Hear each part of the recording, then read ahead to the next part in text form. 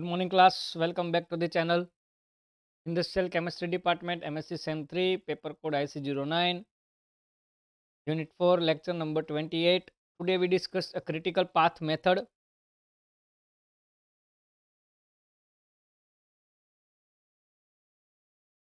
Critical path method જે છે એ તમારા પ્રોજેક્ટ મેનેજમેન્ટમાં બટ પ્રોગ્રામ ઇવેલ્યુએશન રિવ્યૂ ટેકનિકનું એક અપડેટ વર્ઝન જે છે ક્રિટિકલ પાથ મેથડ છે. એની હિસ્ટ્રી જોઈએ. 1957માં યુએસ બેઝ એક ડ્યુ પોઈન્ટ કંપની છે કે જે પ્રોજેક્ટ મેનેજમેન્ટ ઉપર કામ કરતી હતી. રાઈટ, એ કંપની બેઝિકલી કેમિકલ પ્લાન્ટ જે છે એનું એ પ્રોડક્શન અને મેન્યુફેક્ચરિંગ પ્રોસેસમાં હતું કે જે આગળ જઈને કોઈ સ્પેસિફિક પ્રોજેક્ટમાં યુઝફુલ થતું હોય. 1957માં ડ્યુ પોઈન્ટ કંપનીએ પોતાના કેમિકલ પ્લાન્ટના મેન્ટેનન્સ માટે જે અમુક certain kind of challenges face કર્યા, એ ફેસને આધારે એને પ્રોજેક્ટ મેનેજમેન્ટમાં ક્રિટિકલ પાથ મેથડ ડિઝાઇન કરી અને ત્યારબાદ પછી ફરીથી એને રીસ્ટાર્ટિંગ પ્લાન્ટ કર્યો once the maintenance had been completed. Right, તો બેઝિકલી શું કામ ક્રિટિકલ પાથ મેથડ ડેવલપ થઈ એ જરૂરી છે. હિસ્ટ્રીમાં ખાલી એટલું જ યાદ રાખવાનું છે કે ભાઈ CPM છે, ક્રિટિકલ પાથ મેથડ છે, એ બેઝિકલી જ્યારે 1957માં ડ્યુ પોઈન્ટ કંપનીએ કરી. શું કામ કરી? તો કે ભાઈ એ કંપની પોતાના મેન્ટેનન્સ માટે જ્યારે પ્લાન્ટને બંધ કરવો હતો ત્યારે એને જે કાંઈ બી પ્રોબ્લેમ કે જે ડિફિકલ્ટીઝ આવી એના સોલ્યુશન માટે એને ક્રિટિકલ પાથ મેથડ બનાવી. ઓકે, મતલબ આ જે છે એની હિસ્ટ્રી છે. Clear? Now what actually mean by critical path? So critical path is a consider a systematic reduction of project duration along with cost implementation. See, આપણે લાસ્ટ ટાઈમ પ્રોજેક્ટ મેનેજમેન્ટમાં જોયેલું program evaluation review technique part, જે શું કહેતું હતું, તમારો project જે છે આઈડિયલી કયા સમયમાં પૂરો થાય એ બતાવતું હતું. રાઈટ, અને એ પ્રોબ્લેમ જે છે ડ્યુરેશન જે છે કેટલા સમયમાં પ્રોજેક્ટ શેડ્યુલિંગ થતું હતું એ ડિટેલ બતાવતું હતું. પ્લસ એમાં જે કાંઈ બી પ્રોજેક્ટને ટાઈમલી કમ્પ્લીશન થવા માટે જે કાંઈ બી ડિફિકલ્ટીસ કે એરર્સ આવેલી છે, હર્ડલ્સ આવેલા હતા, એનું એ એનાલિસિસ કરતું હતું પ્રોજેક્ટ ઇવેલ્યુએશન રિવ્યૂ ટેકનિક પર, જે આપણે લાસ્ટ લેક્ચરમાં જોયેલું. ટુડે CPM શું કહે છે? CPM કહે છે કે એમાં પ્રોજેક્ટ ડ્યુરેશન તો કેલ્ક્યુલેશન કરવાનું જ છે સિસ્ટમેટિક મેનરથી. મતલબ પર ડે જે કર્યું એ તો કરશે જ, પ્લસ એ ડ્યુરેશન માટે જે કાંઈ બી કોસ્ટની જરૂર પડી, કોસ્ટ ઇમ્પ્લિમેન્ટેશન, એ બી કમ્પ્લીશન કોણ આપશે? CPM આપશે. ક્લિયર? તો CPM is considering a systematic reduction of project duration along with cost implementation. Again, CPM is deterministic technique. It is mostly used in a project in which the activity duration are known. Right?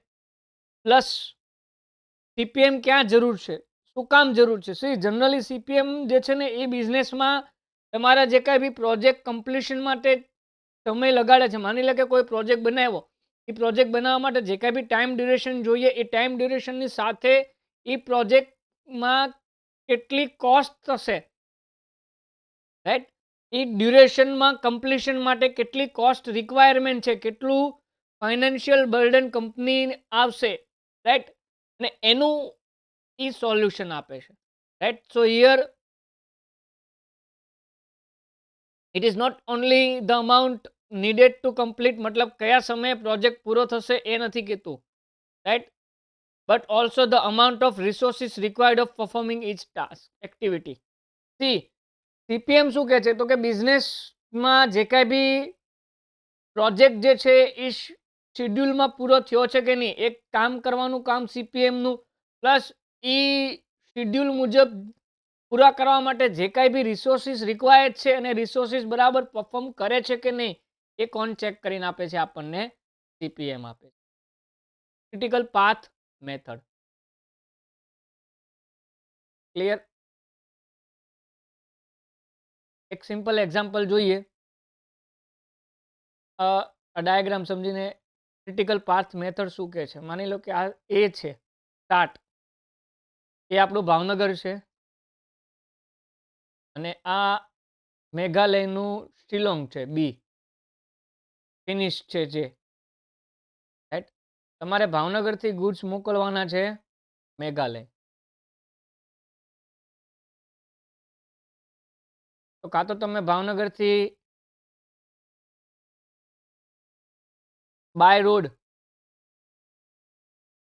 Goods મોકલશો, otherwise ભાવનગરથી Ahmedabad સુધી, પછી અમદાવાદથી ફ્લાઇટમાં goods મોકલશો, કે ભાવનગરથી પછી તમે દરિયામાંથી goods મોકલશો મેઘાલય, રાઈટ. આ શું બતાવે છે? ક્રિટિકલ પાથ મેથડ અત્યાર સુધી એવું બતાવે છે કે ભાઈ તમે જે કાંઈ બી કોસ્ટ, તમે જે કાંઈ બી તમારું પ્રોજેક્ટ ડ્યુરેશન છે એ તો કમ્પ્લીટ થશે જ. દાખલા તરીકે ભાવનગરથી અમદાવાદ મોકલવા માટે 3 વીક લઈ ગયા.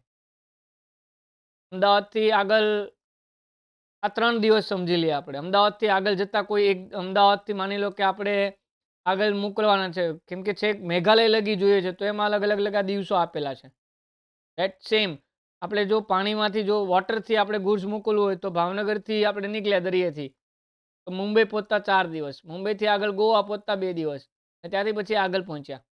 ક્લિયર? તો આ જે બતાવે છે એ શું બતાવે છે? ડ્યુરેશન બતાવે છે. અને ડ્યુરેશન જે છે એ હાઇપોથેટિકલ છે. પ્લસ એની સાથે શું બતાવશે સીપીએમ?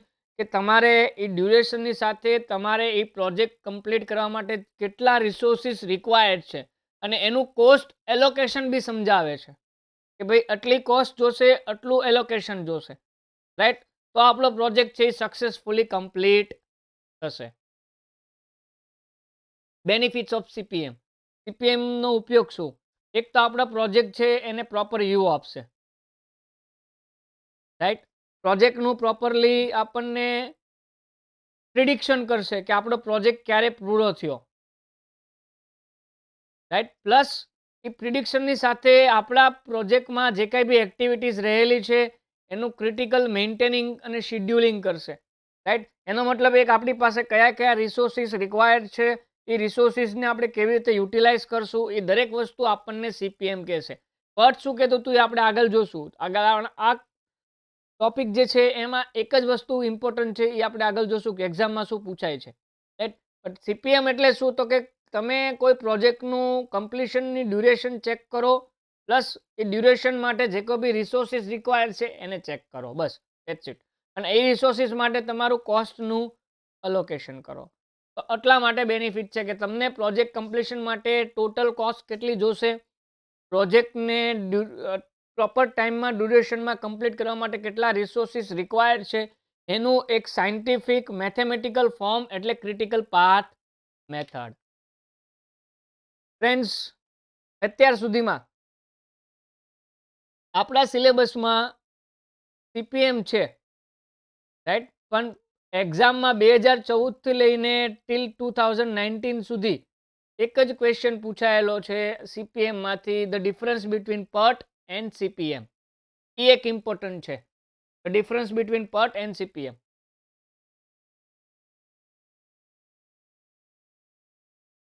પહેલો ડિફરન્સ,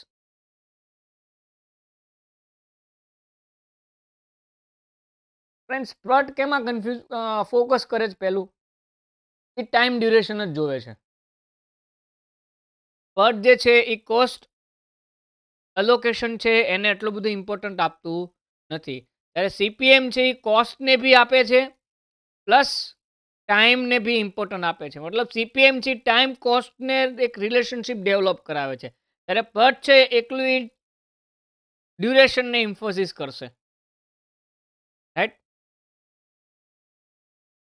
સેકન્ડ થિંગ, આ પટ જે છે ને એ મેં કીધું હતું તમને ક્લાસમાં, ઇવેન્ટ ઓરિએન્ટેડ છે. અહીંયા ઇવેન્ટ આવશે,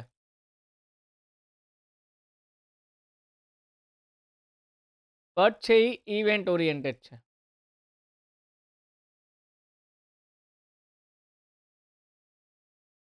અને CPM છે એ એક્ટિવિટી ઓરિએન્ટેડ છે. PERTમાં શું કરવામાં આપણે સમજતા હતું કે PERTમાં જે કંઈ બી એક્ટિવિટી કમ્પ્લીશન થાય ટાઈમલી એની ઉપર ફોકસ હતું કે આપણું ડ્યુરેશન છે એ કેમ માં ચેન્જીસ આવ્યા, પ્રોડક્ટ ડિલે કેમ થયો, પેલું મેં કીધું હતું ઓપ્ટિમિસ્ટિક, પેસિમિસ્ટિક અને મોસ્ટ લાઇકલી, એ PERTમાં હતું. CPM શું કહે છે કે ભાઈ ડ્યુરેશન તો ખરું જ, પ્લસ એક્ટિવિટીમાં જે કો બી રિસોર્સિસ રિક્વાયર્ડ છે, જેટલા બી રિસોર્સિસ માટે કોસ્ટની રિક્વાયરમેન્ટ છે, એનું ટોટલ એનાલિસિસ કોણ કરીને આપે છે? CPM આપે છે. PERT શું આપણને કરતું હતું કે કોઈ પ્રોજેક્ટ ટાઈમસર કમ્પ્લીટ થયો કે નહીં, રાઈટ, એ આપણને PERT કરતું હતું. પણ પ્રોજેક્ટ ટાઈમસર કમ્પ્લીટ થયો નથી થયો, કેવી રીતે થશે, એનું total detail analysis activity base કોણ આપે છે આપણને? CPM, right. એટલે PERT છે એ શું છે તો કે એ ઇવેન્ટ ઓરિએન્ટેડ છે, CPM છે એ એક્ટિવિટી ઓરિએન્ટેડ. ક્લિયર? બીજું મેં તમને એ બી કીધું હતું PERT ક્યાં ઉપયોગી છે. ક્લિયર? તો PERT મેં કીધું હતું જ્યાં કોઈ નવો પ્રોજેક્ટ હોય કે જે નોન રિપીટેટિવ નેચરમાં હોય અને એમાં રિસર્ચ એન્ડ ડેવલપમેન્ટ હોય, ત્યાં PERT વધારે ઉપયોગી છે. એટલે CPM છે એ શું છે, રિપીટેટિવ અને સ્ટાન્ડર્ડાઇઝ બધામાં ચાલશે. PERT છે એ કોની માટે હતું? જે નવો અને નોન રિપીટેટિવ હતું એમાં હતું. CPM છે દરેકમાં ચાલશે. ક્લિયર? અને સૌથી આ બેઝિક અને ફંડામેન્ટલ ડિફરન્સ છે. આ ડિફરન્સ યાદ હશે તો તમારો PERT એન્ડ CPM બંનેનો કોન્સેપ્ટ ક્લિયર થઈ જશે. ક્લિયર? PERT શું હતું? પ્રોબેબિલિસ્ટિક ઇન નેચર હતું. PERTનું કામ શું હતું? સાવ સિમ્પલ સમજાવું તો એ કોઈ પ્રોજેક્ટ શેડ્યુલિંગનું માટે પ્રોબ્લેમનું એનાલાઇઝિંગ કરતું હતું.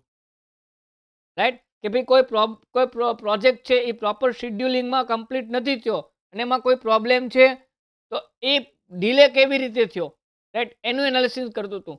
ત્યારે CPM છે એટલે CPM છે એ એનાથી થોડુંક એક સ્ટેજ આગળ એ વિચારે છે PERTથી.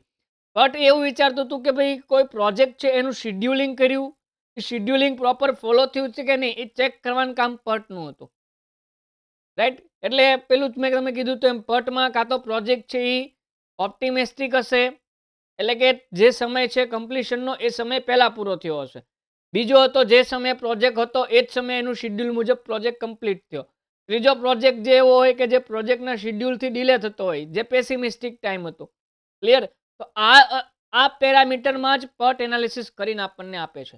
ત્યારે CPM શું કરે છે તો કે CPM છે એ પ્રોજેક્ટ શેડ્યુલિંગ પ્રોબ્લેમનું એનાલિસિસ તો કરે જ છે, પ્લસ એ એના માટે જે કાંઈ બી રિસોર્સ રિક્વાયર્ડ છે એનું પરફોર્મિંગની પણ એ શું કરે છે? એનાલિસિસ કરે છે.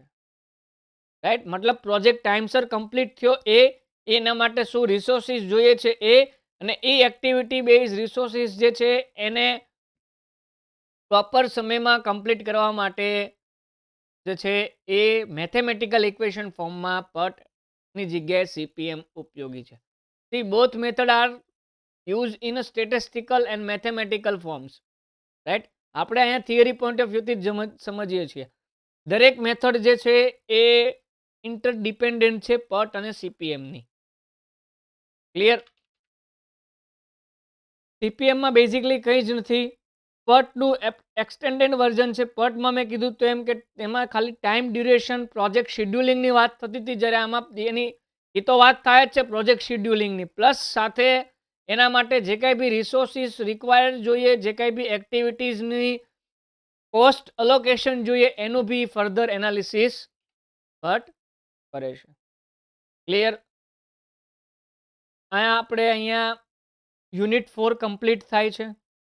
યુનિટ 4માં PERTs ઇમ્પોર્ટન્ટ છે, લિનિયર પ્રોગ્રામિંગ ઇમ્પોર્ટન્ટ છે, ટ્રાન્સપોર્ટેશન એનાલિસિસ ઇમ્પોર્ટન્ટ છે, પ્રોજેક્ટ મેનેજમેન્ટ ઇમ્પોર્ટન્ટ છે.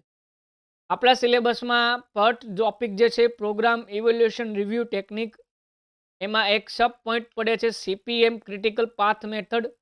તમારી એક્ઝામમાં ઘણી વખત પૂછાયેલું છે difference between PERT and CPM project evaluation review technique and CPM. The full form of CPM is critical path method. Clear? Okay, class. That's it for today's session. Thank you. Stay tuned for further class.